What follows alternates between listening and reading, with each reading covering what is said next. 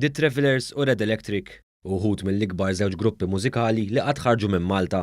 Ħafna jikkumparawhom u jqabblu s-suċċess tagħhom flimkien, oħrajn saħansitra jgħidu li huma avversarji ta' xulxin.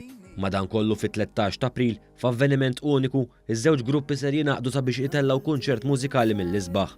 Kunċert mużikali li ser jaqta' x-xewqa ta' ħafna Maltin u Għawċin, hekk kif iż-żewġ gruppi ser ikunu qed ikantaw kanzunetti ta' xulxin filwaqt li adattawhom għall-istil rispettiv tagħhom. Dan filwaqt li jaqsmu l-palk mużikali għal serata sħiħa.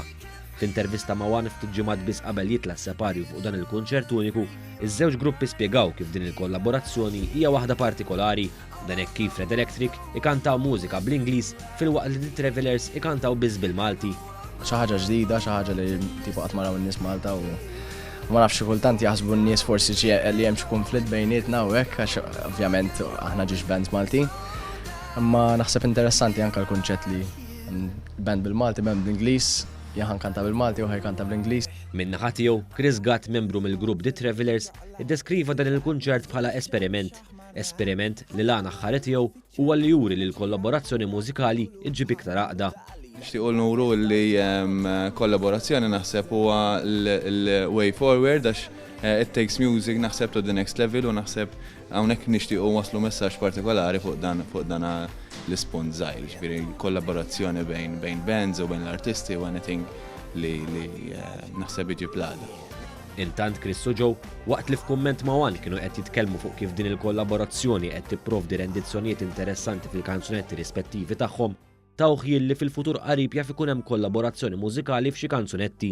Permezz ta' dawn il-kollaborazzjoni qed naraw li songs qed jingħaqdu flimkien, pereżempju għandna xi songs ta' Travelers u Red Electric amalgamati ma' xulxin u huma interessanti immens, ġifieri inti tismagħhom.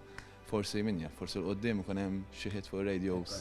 Forsi tagħti xi kollaborazzjoni futura. Ma nistax ngħid xejn, u fil-verità, dan huwa xi ħaġa li qed nieħdu biċir nagħmluha, huwa hemm lok ta' espansjoni kbira. Mistoqsija dwar ix-xena mużikali f'Malta bħalissa, iż-żewġ mużiċisti spjegaw kif il-livell f'Malta bħalissa huwa straordinarju. Illum qed naraw qed nesperjenzaw naħseb li livell huwa straordinarju naħseb wieħed mill-ogħla livell li qed nesperjenzaw bħalissa u għalina huwa ta' onur li qegħdin f'din ix-xena u li qed nippromowtjaw daw it-tip ta' affarijiet u nħeġġu għal iktar kollaborazzjonijiet mal-artisti.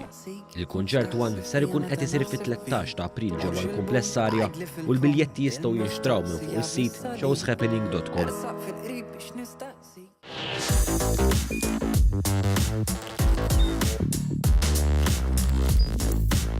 Idħol fuq one.com.mt u hemmhekk tista' tara l-programmi kollha li jxandru fuq One permezz ta' One Play.